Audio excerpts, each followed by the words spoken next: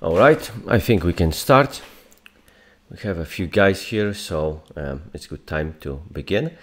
So at first, we are a Polish group of DJs. We operate on this Discord. We're trying to share knowledge and talk with interesting projects like yours. Yeah, so that's about us. And can you tell us a few words about yourself? Yeah, so I'm a little older than the most, DGens. I've been doing business for a long time. So before I got into crypto, I did like SaaS companies. So you'll notice with Idexo, we built a SaaS as part of our offering. And in the past, I grew a SaaS company in marketing. Actually, it was called marketing.ai before AIs were cool. And I grew that to like $1 million a year of recurring revenue. So I've, know how to do that side of the business. And when I got into crypto in like 2017, I realized at the time there was a lot of people talking about, a lot of big ideas, big visions, but not that many people seem to know how to do the tech. So I really focused on the tech. At the time, built like wallets and tokens and smart contracts, et cetera, et cetera. And then when I built Idexo was really, beginning of 2021, good actually time to be starting it. But we built like one of the first, or maybe the first, low code SDK for NFTs. And we were the first to do one line of code to mint an NFT, for instance, on Arweave and BSC at the time, now BNB chain. And over the almost 3 years now, we've kind of focused on making it easier to build apps. Where's the Expedia.com? Where are the apps that really are going to prove that this is the next internet? And then, a lot of people are working on that.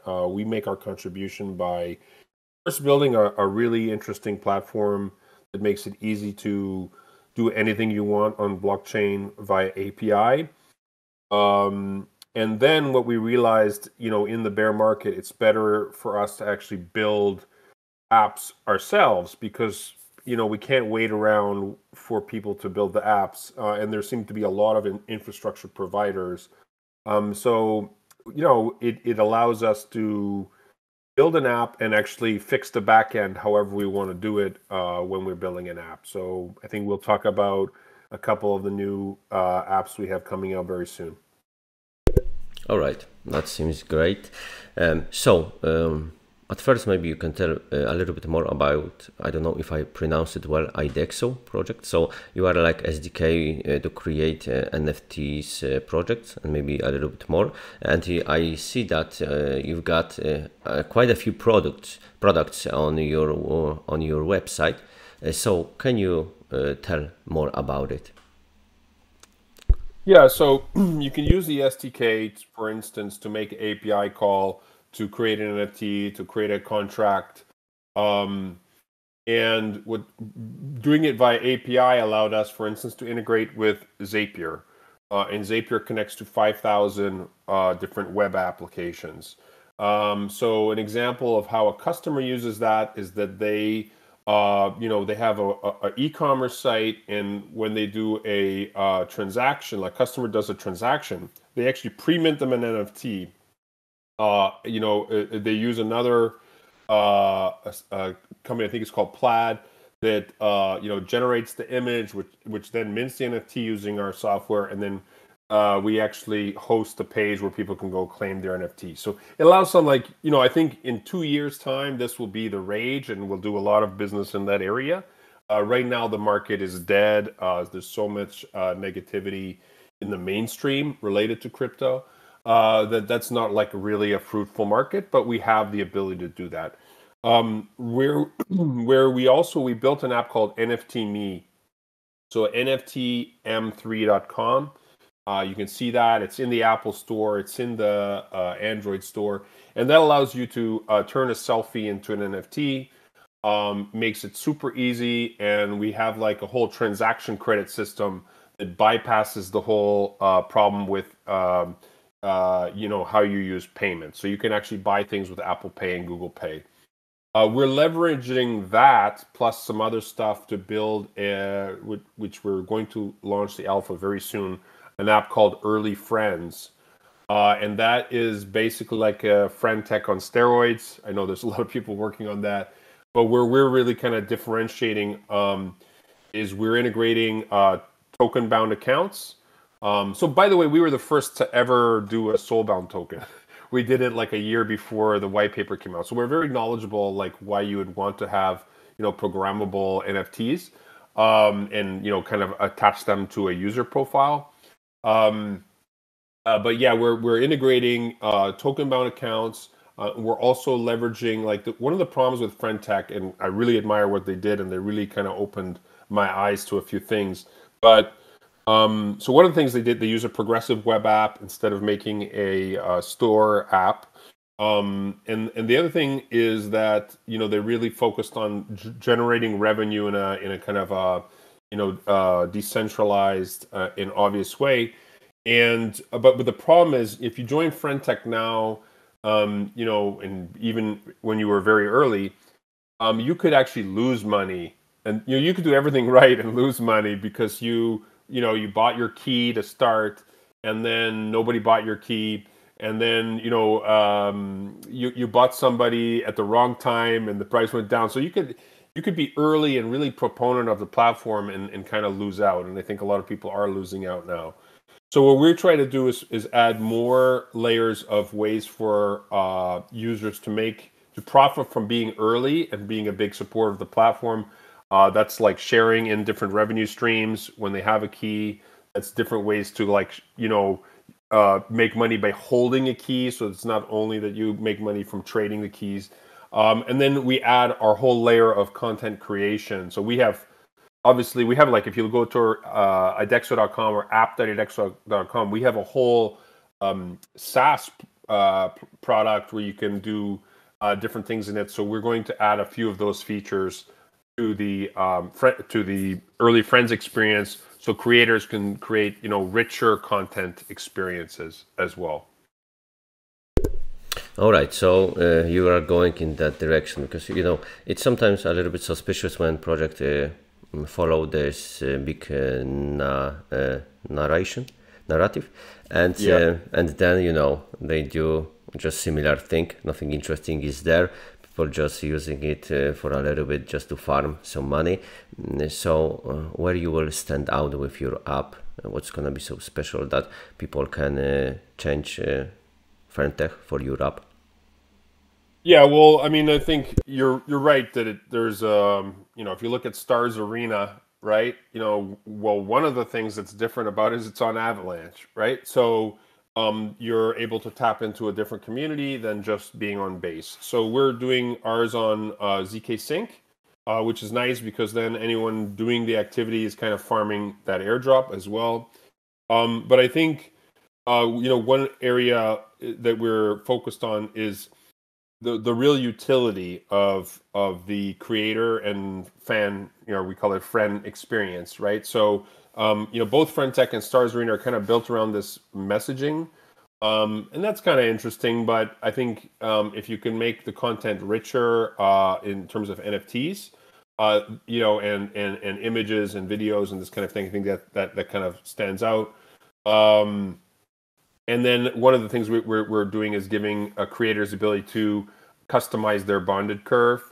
So like one of the problems that FriendTech and Stars Arena kind of hits into is like at some point the price is too high for new people to come in, and I think that's kind of a detractor. So then I think being able to customize the keys is important.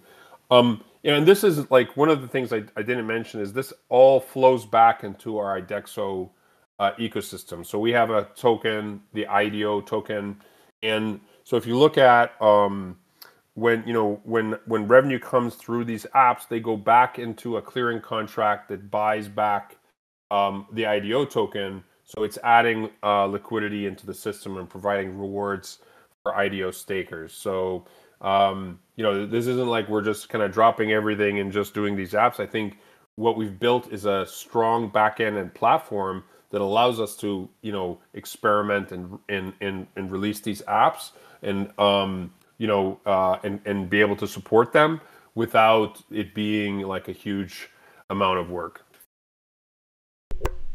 All right, we touch a lot of subjects in this, but I want to ask you, do you think that this Frentech stuff, this Frentech application, will they be new ways of creating paid groups, or what's the real use case for that?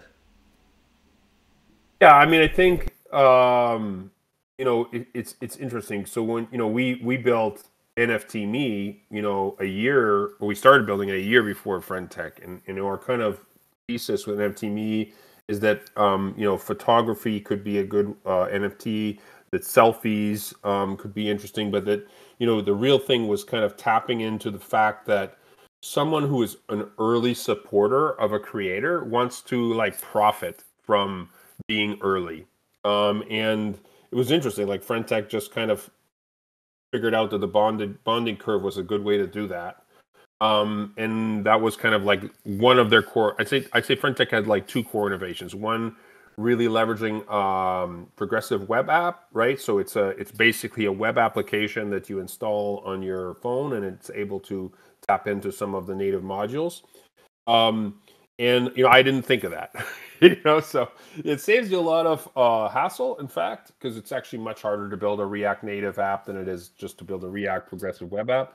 And it's also, you just completely bypass all the problems of being, the restrictions of being in the store. Now, you also lose out on the distribution mechanism of the store. So in our case, we will continue to have an app in the store that we can leverage for certain things, but just strip out the sales part. But I think there's going to be a lot of innovation around that kind of bonded curve, and maybe it's not, for instance, you don't have to make a bonded curve like a straight kind of curve, right? Like a kind of parabolic curve. You could make it like more like a step function. So there's a lot of different ways that you can play with that. But I think there's going to be a lot of innovation around, you don't actually need a token right away. Like you can just kind of have a good revenue model, and then figure out how like your token can support, for instance, the loyalty. Now, in our case, in Early Friends, we're going to launch a test token right away on day one, and use that to kind of power the loyalty, and then learn from the utility of that, being able to launch that and play with it. And then by the time we do launch a token for Early Friends, we will have figured out a lot of things about how the users are using the token. Okay, I want to take a step back and talk a little bit about Idexo. And you said that you are building a product that use SDK and API. Could you tell more what is this SDK and API? Because I think if maybe someone will listen to it later and it's from YouTube, doesn't know much about that stuff. So can you tell a little bit more to make it clear? Yeah, so let's say you want to deploy a smart contract, right? So the typical way would be that you have you've compiled some code, and you can either it's going to be in a like a front end web app, maybe Remix is like a web app kind of, or you have like a SaaS app, or you do it locally from a command line, right? In all of these cases, you're signing you have a wallet somehow embedded into the process, and you're signing and you're deploying. But if you do it via API, so for instance, one of the first early things that we did that was interesting once we built it is we're like, hey, let's let you mint an NFT with a command on Twitter or on Telegram. So we made it possible for you to mint an NFT with a tweet. Well, obviously, there's no wallet integrated in Twitter. There's no wallet now. There's a wallet integrated into Telegram. There wasn't at the time. So what it's doing is it's making a call to an API, and then in the back end there's a wallet. There's an engine that is kind of managing all this. So this isn't obviously we're introducing some centralization there, but it enables some very interesting use cases, right? So now you can do things on the blockchain via an API, and like kind of one of the early impetuses for that was if you wanted to have a game, right, and you didn't want to store like private keys and seed phrases on your server, but you wanted to be able, minting NFTs and that. And we actually have an integration with Unity that enables like kind of NFT infrastructure for games specifically. So yeah, it's basically you kind of think outside and say, well, what could I do if I didn't have to have a wallet or didn't want to have a wallet embedded in the experience, but I wanted to be able to leverage the blockchain. And we have all kinds of security models around that. So like you can be the owner of your smart contract, and the Idexo backend is an operator on the smart contract. And anytime you want to leave, you just remove Idexo as the operator. But it's enabling a bunch of use cases where you would like to introduce blockchain without necessitating a wallet. And I think now, like if you look at a lot of like kind of the account abstraction, paymasters, and this kind of thing, it's kind of trying to do what Idexo does in a decentralized way. And that's not really a competitor for us because we also do that. So we're actually very, we've got a bunch of applications that use paymasters and, account abstraction as well. So, completely support that. But there's a market for purely API driven applications using blockchain, and there's a market for the, decentralized account abstraction way. All right, that sounds good. Can you tell us, do you have some clients? Now you said that it's quite, market is dead, but when you first built it, was there someone maybe that we know that used your infrastructure? Yeah, so we had, so Blocksmove was another, so we came out of Outlier, so Outlier Ventures, we did like their Basecamp 4. And Blocksmove, BLXM, they were also like in our cohort, and they did a big launch. So we have these tools for marketing and building community. But one of the things is to do a soulbound token, do a mint on Twitter. That's still kind of cool, where people can mint NFTs on Twitter, SBTs on Twitter, and that kind of gets a lot of, it's kind of a viral thing. So they grew very fast, their community doing that. We did the same thing later with Swords of Blood. That's another, it's a game. In fact, Swords of Blood, so they did the marketing aspect, and then we actually host their vesting and their staking systems. So I think we're going to make quite a lot, when the bull market returns, because we abstract a lot of complexity around, if you're a project and you want to host staking, we do the whole piece, the smart contracts, a hosted like dApp. You don't have to do anything. In fact, if you go to our app, you can launch a new dApp on your kind of custom subdomain in like 3 seconds. And then you kind of choose modules. Do you want vesting? Do you want staking? And this saves, a project, $100,000 or more in kind of trying to do it themselves. So yeah, we do have clients. So if you were someone who bought in the Swords of Blood presale, you're doing all your vesting claiming on a hosted subdomain right now from Idexo. If you're staking, I think there's about, based on their IDO price, there's about $250,000 staked in the hosted Idexo platform of that token. So we have that. And then we have some clients still that are, like I said, doing kind of like the Zapier integration, where they're integrating our API, our SDK into a workflow, basically a customer experience journey. All right. So is really this NFT market dead? So what do you think about the stage of the market there now? Yeah, so I think, the days of kind of new PFPs, I think those are, there's always going to be something like for all the new L2s that are coming out in there's a lot of innovation in the space. So like if you launched a good PFP, let's say on Scroll or Linea or Mantle, there's probably something there. I'm really focused on like the application. There's a lot of exciting new developments in the tech. So I give you an example. One of the things I do is I go into hackathons as well, because it's a good way to network with other hackers, and keeping, for full market returns, I might need to hire some of them. But also, it allows me to network some of the protocols and keep me in touch with what's like really hot in the development space. So I'm actually participating right now in ETH Online. It's the kind of the biggest hackathon of the year in the Ethereum world. And the app that I'm building will spin out as an app again that drives revenue to the Idexo ecosystem, and it's a really cool one. It's called Deadman Switch. So basically, you've probably all thought of this or heard of this, where maybe someone can hide some content. Maybe they learn the Epstein client list or whatever, right?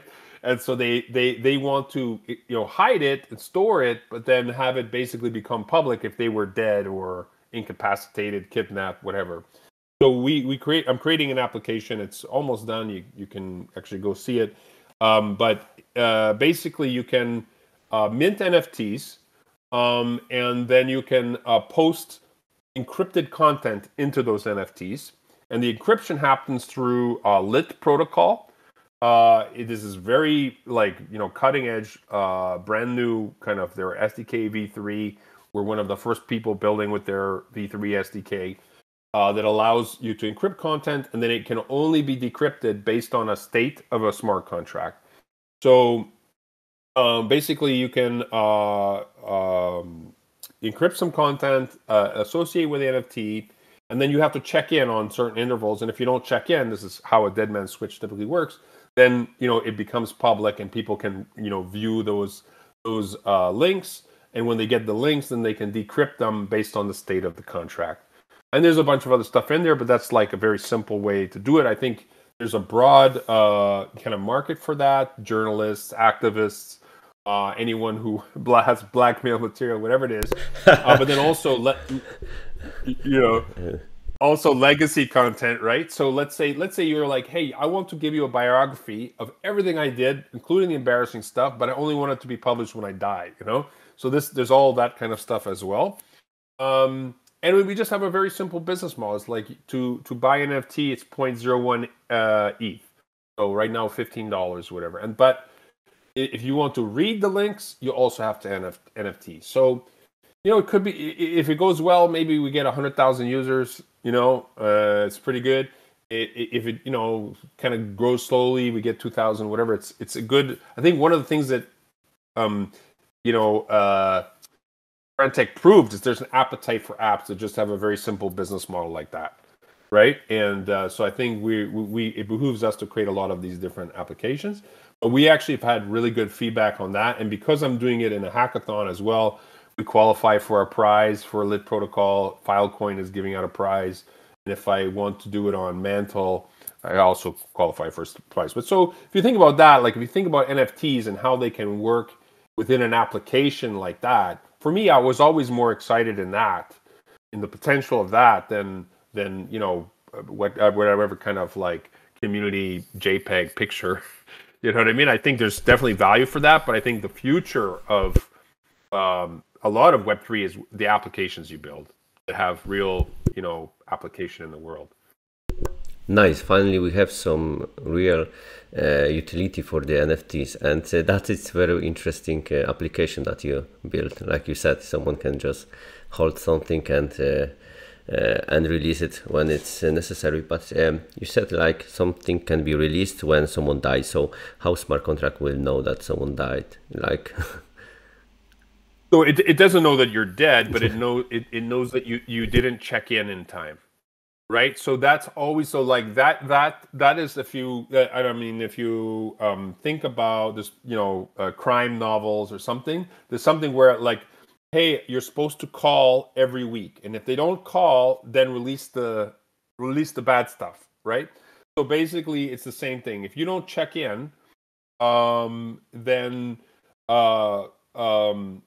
when someone calls, so what happens is, you can call a view links function on the smart contract. So, the token ID, you don't need to know that it's them. You just, let's say you do a call on all token IDs at any time, right? So you just do a call on all token IDs, and then you see that token ID number 10 is actually become public because of, whenever you do the view links function, it's saying, okay, is it public? Because you can set it public. So let's say you just say, I'm running away, I want to set it public. You can just do that, and it becomes public. Or it says, okay, the check-in time was 30 days, right? When was the last check-in? It was 45 days ago. Plus, well, okay, 30 days. What's today's timestamp, right? And if today's timestamp is higher than those two values, it becomes public. So, and you could always, if you check in after, it would make it, it would turn it back to private. But the other thing is, because it's an NFT, right? Let's say that like all management is done by the owner of the NFT. So let's say you're like, well, I know I'm going away for 6 months. I'm not going to have access to internet, but I don't want this to become public, right? So you just transfer the NFT to someone and say, hey, please check in every 30 days or within 30 days, right? So there's a lot of kind of flexibility to it. And I think, that's always the interesting thing around NFTs, is that there's a lot of things you can do with them. If you look at even Idexo, we have all our open source code. You can go to github.com/Idexo/ideal contracts. And we have a ton of like different staking contracts and things where if you stake it, you get an NFT, and in that NFT is embedded all kinds of different logic that then unlock other kinds of utility. We have a thing where actually we're kind of creating our DAO, where all the kind of tokens that are for community and foundation and everything is managed by stakers. So if you staked in any one of our pools, you had an NFT, and if you have an NFT, you can make proposals and you can vote, and it's all weighted to the size of your stake. So like there's a lot of interesting things, like I said, you can do with NFTs, and I think that's kind of what's exciting for the future. We just have to get past this period where there's a kind of like a lot of negativity in the media, etc. But also I'm like, I think again, Frentech kind of proved that there is a latent demand in the market. So if you can come up with an application that appeals to enough users, you can have a nice business model around it. All right, I getcha. So we have now like another stage of NFT development. Yeah. First, we need to always start with simple stuff. So it was like profile pictures. Now we have more useful utility. That's nice. Maybe now let's talk about tokenomics of IDO token, because you said it before that we have that token. And what's the purpose of this token? What's the utility? So the big thing was always around guiding roadmaps and being rewarded, right? So originally we thought, well, it's going to be, and this may still play out to a certain extent, but we have like a core group of products, and then you can say, hey, why don't you add this feature to the product? And we, because that happens in a kind of community-run project, you say, great, well, why don't you create a pool for that, and then if enough people stake, we'll do it. And then if it works, the revenue will flow to that pool, and you'll be rewarded. But if we go ahead and we do all the work to do that, and it doesn't work out, well, you staked and you're making less money than if you just put it in the general pool, right? So it's kind of like a risk reward mechanism for guiding projects. A lot has happened since we kind of launched, and you learn as you go. I think one area is definitely like, so for NFT Me, we have like a directional staking pool. I think there's kind of like a way to make kind of a venture studio out of it. So we can launch new apps, and people can stake the token in those new apps, and if the app ends up launching its own token, then the tokens go to those to those stakers. So that's certainly what's going to happen in the case of NFT.me/early friends. So people who staked in that pool, like if and when we launch the early friend token, 6% of the token supply will go to the IDO stakers. There'll be obviously some vesting around that. But then when they're done vesting, they can pull back out their Idexo tokens and use them for another project, another pool, right? So long term, that's kind of what we see is kind of a staking guiding mechanism, and you can become better and better at picking the right horses, let's say, that will lead to the best possible reward. One layer to add to that is that in that time, obviously ChatGPT came out, LangChain came out, a few of these like workflow tools, and I use AI a lot. In fact, I've been working on AI a long time, and so I think I'm building some layers to Idexo where it could be very easy to launch a new application that basically the AI builds it, and then people can kind of like instruct the AI on what should be built, and kind of like we may have some like sort of very quick to learn experiments, let's say, right? Oh, why don't we create an app for this? Okay, stake. Okay, it gets done. If it's successful, your stake continues. If it's not, you can pull it out, right? So I think that will be one of the areas that we're looking at, is really kind of around agile experimentation of app building. But for that, we need a more active community than we have. So I think one of our goals, and hopefully a few of you want to join in the mission, is to have people that are really active and wanting to, to launch new applications and experiment. All right. Can you tell us about vesting schedule for IDO tokenomics? How you split this tokenomics between team, investors, and everyone? Yeah, so the IDO token launched, right? So it launched in September 2021, and so the vesting schedule from the private sale is done. It's been done for over a year, like a year and a half.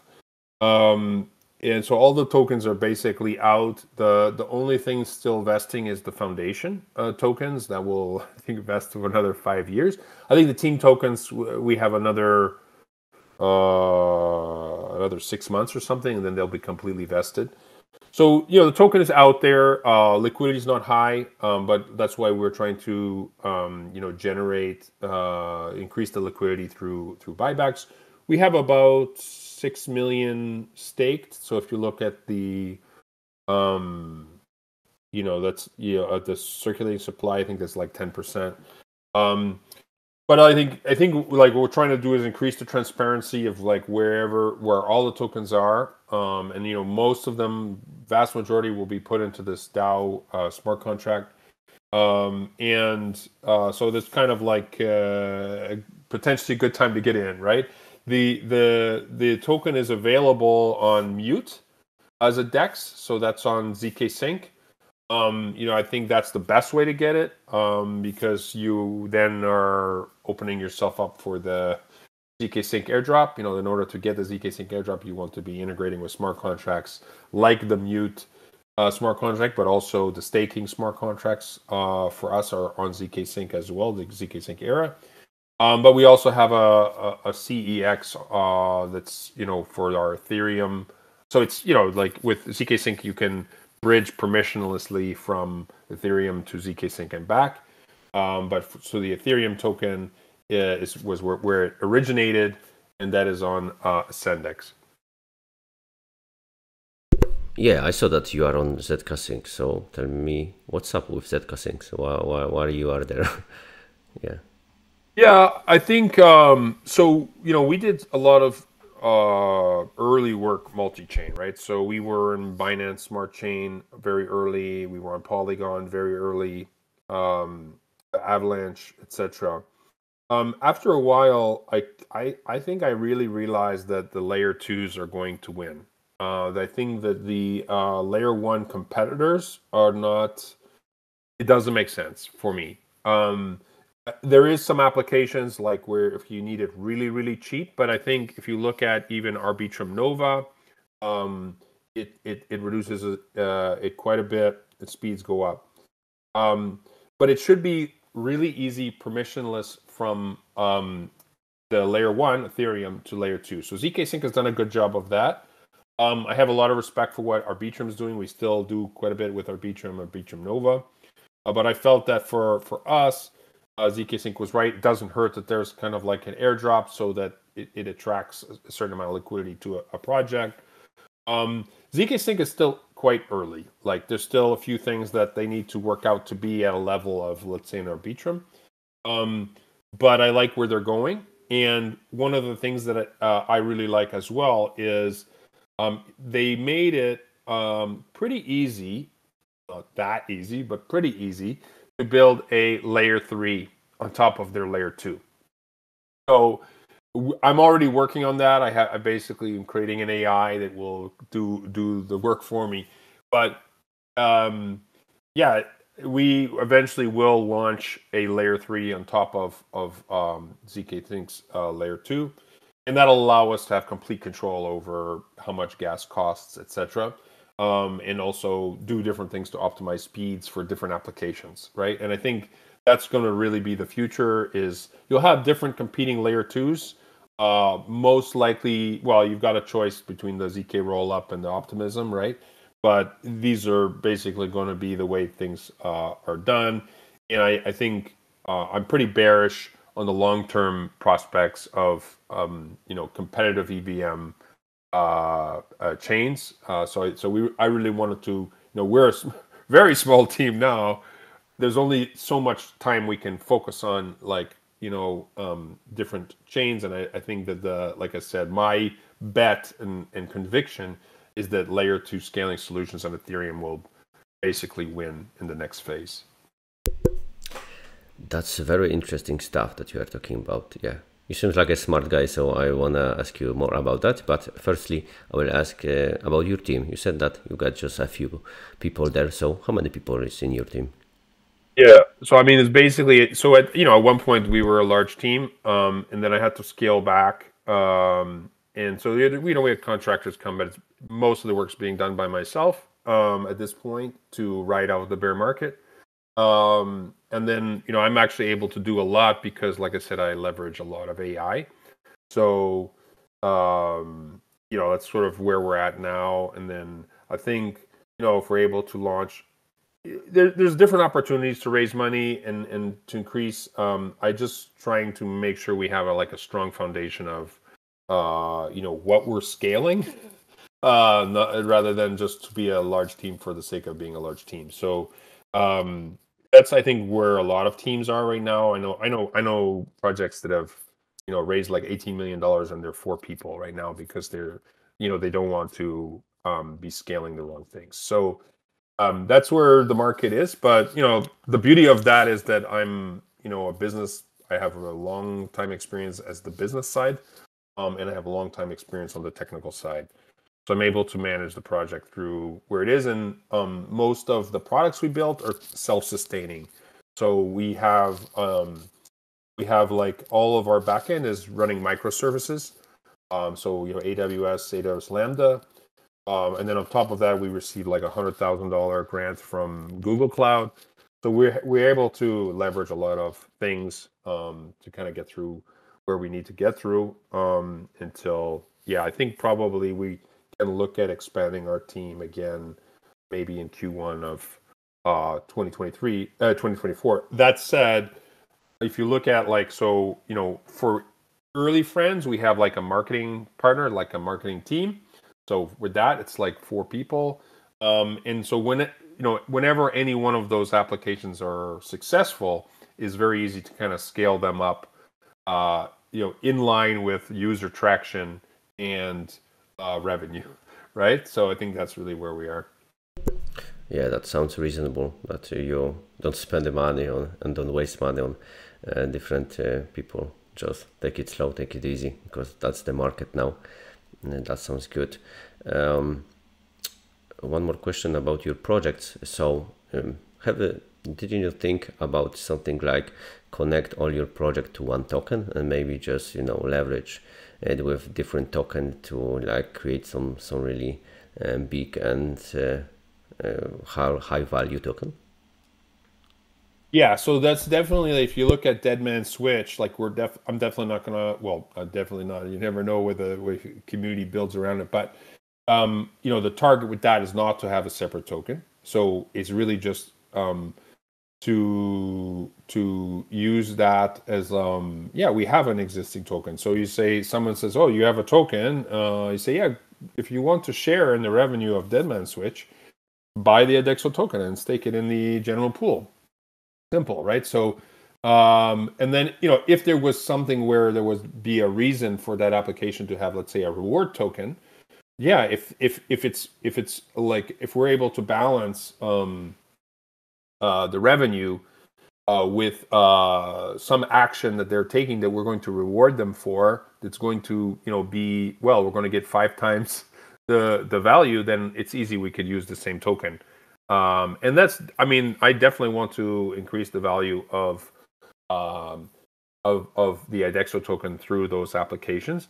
The reason why it sometimes makes sense to still launch another token is that, let's say there are like some utilities of a token that you wouldn't want to risk on the main one, or that you thought, well, it's going to be better or easier to, let's say, do to fund it, right? So let's say, you know, well, this application, you know, it's going to require a certain amount of funding. Well, if you another token, you can do the whole private sale, pre-sale, etc., but you can still accrue value to the main token by giving this ability to stake the main token and receive rewards in the new token, and then after you receive the rewards, you can pull out your tokens. So it's kind of like free, and because it's free, obviously you have to be careful not to mess too much with the tokenomics of the new token, whereby, well, oh, you know, the people staking the Idexo token are just going to dump, you know, their new token. So you have to be careful with that. But one of the ways you can get around that is through adaptive vesting. So vesting that only, you know, it only vests when a buyback occurs. So you say that way, you know, that any amount of selling is kind of balanced by some new buying. So there's quite a bit of work I'm doing around that as well, around adaptive vesting. And certainly for, you know, new projects where I'm thinking about a token, any like team token, foundation token, etc., will vest based on you know, how much revenue has flown through the project, and thus triggered a buyback mechanism, so that you know, liquidity will always be accretive. That doesn't balance out like private sale. Obviously, private sale is treated differently, but I think that's where a lot of innovation, I think, will occur in the next while. So when we get into the next bull market, the well, what's happening here? The system, like the way token projects work, will be quite differently than they were 3 years ago or whatever. All right, gotcha. I wanna come back to this layer 2 stuff. You were talking that you're gonna build eventually, like on L3, it's gonna be ZK Sync, but now we see that many projects are use OP stack, like for example Base or BNB is going there, and Chroma Scroll, I think, is also on Optimism or OP stack, and now we see also like ARBITRUM Orbit. It seems like you got quite a good knowledge about that. Can you tell us why, for example, you haven't choose OP stack and you prefer ZK Sync? Yeah, I mean, I'm not. I wouldn't say I'm you know, really strong on understanding the Optimism stack versus the ZK stack. I mean, I think I'm not the only one who kind of realizes that zero knowledge proofs are like a big part of the future. And so, you know, if you know, in the limited amount of time I have, I to be able to leverage using, you know, kind of develop a deeper knowledge of ZK circuits how it can be used to do rollups gives me a much better knowledge in ZK in general, because ZK rollups is one of the most complicated applications of ZK. So, but I think really, so far what I've seen of the bridges on the optimism is they take a long time, and I'm not sure that their security is that strong. That they're quite centralized. I could be willing to be very wrong about that, but that was kind of my impression. And whereas the ZK way is kind of a little bit more secure and more permissionless, right? And that's absolutely necessary. I mean, you want to scale Ethereum by centralizing it, right? So I felt like the ZK way is the future, and one of the things is you can also kind of borrow off other people's intelligence, right? So the Polygon team is very strong technically, and they chose to build their own ZK EVM, right? So while they're not picking the ZK stack, they're basically picking it's a ZK rollup, right? And I know there's a bunch of very well, extremely well finance teams. We're talking top 10 projects in the world, and I know from them that they're working on similar things. So I'm like, okay, my impression is that the ZK way is kind of the best way to do it, and then these other people who've spent way more money than me are also coming to that impression. So that kind of directionally tells me it's the right way.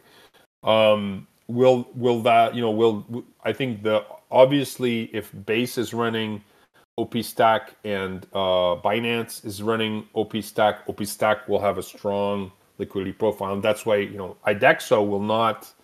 I'm not saying we're going to only do ZK Stack. We're definitely going to do both OP and ZK Stack from a SDK perspective, from really where we're focusing our attention on building our own Idexo ecosystem out. It's kind of a nice thing where we're able to quite easily do these permissionless layer 3. So basically, to do it, you just clone the stack that they have, and you basically treat them like a layer 1. So basically, I'm able to create smart contracts on ZK Sync that mirror what smart contracts ZK Sync has on Ethereum. There's a few complications around that, etc., but that's fundamentally how it works. And then they have some interesting things around how one layer 3 would talk to another layer 3, and that's still there's still a lot of details to be figured out. I'm sure there'll be some gotchas technically that we come across and have to fix, but I like that vision. If it's certainly not impossible that at some point in Idexo's trajectory, as we had a much bigger team, that we could say, okay, we're also going to build some layer 3s on an OP stack if there was demand for that and a business model for it. But given where we are, we really have to pick and choose, and this is where I felt was overall in the big picture the best place to spend my time. Okay, I've got 2 more questions, and in the meantime, if there is someone from audience who want to ask about something, so raise a hand and I will let you jump in. And so you're now building those 2 apps, Kyudo&Frens and Deadman Switch. So those are your these days stuff that you are doing. So what's the next step in the project, and what next step in your roadmap? Yeah, so we still get people signing up every day onto the Idexo platform. So we still have that SaaS app that is has a business model for it, and I do some amount of activity on that. But as it pertains to Deadman Switch, so the deadline for submitting the application is Sunday for the hackathon.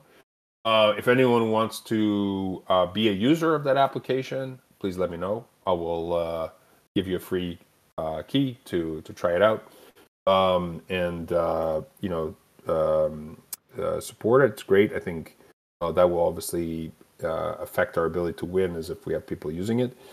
And then, yeah, as soon as I kind of find out, like, the final of that hackathon will be the 27th. So, you know, if we win, great. If we're not, whatever, we still launch the app. And so we could, you know, then launch that app live, you know, end of the month. Like, it will be live, but then we'll, you know, kind of like promote it as its full project, not a hackathon app. And then in terms of early friends, I'm very close to finishing the alpha. So, you know, you can sign up. We have account abstraction. So, you know, connect your Google account, connect your Twitter account, and get a wallet.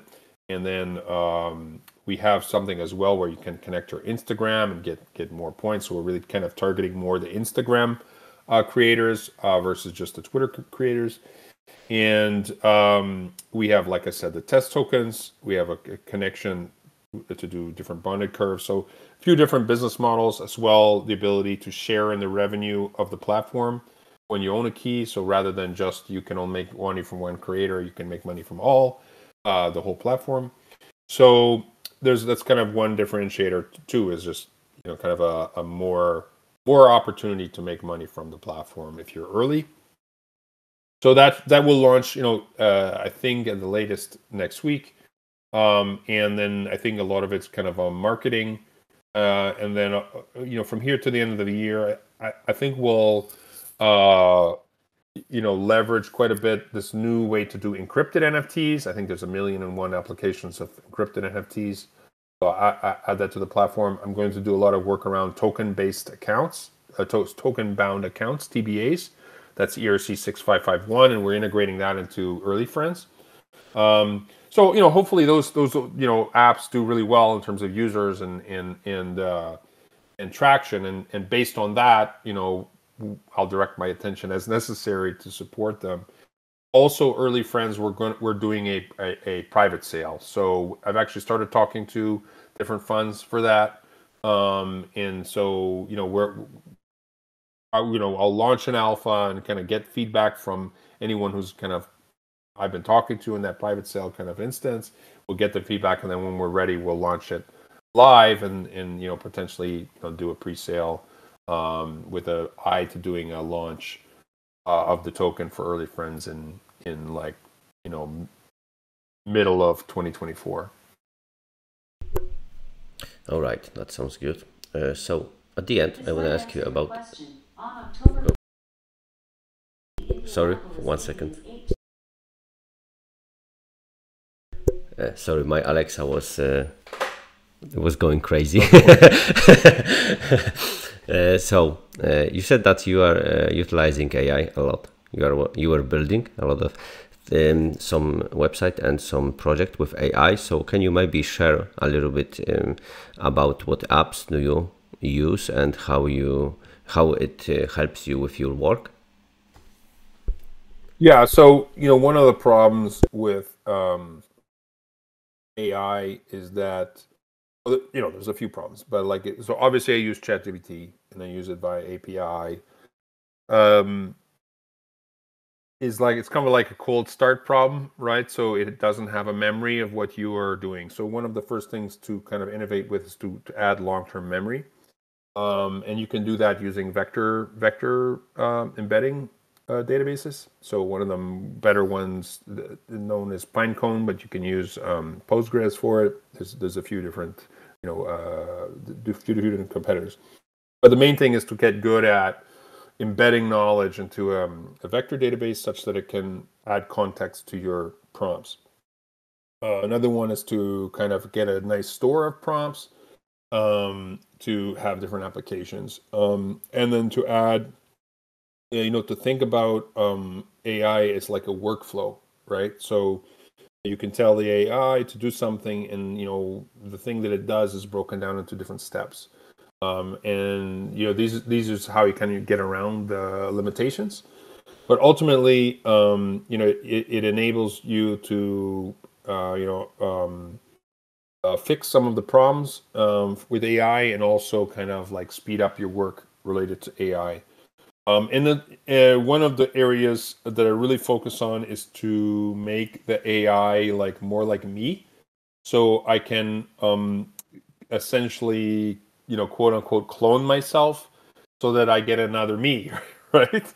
And then I can say, okay, you know, Greg too, do this, right? So I've been doing quite a bit of work on that, and I even I have some external people that I work with that I'm trying to, you know, do it for them, and maybe that will be a product one day. But for now, it certainly, you know, multiplies the amount of work I can do.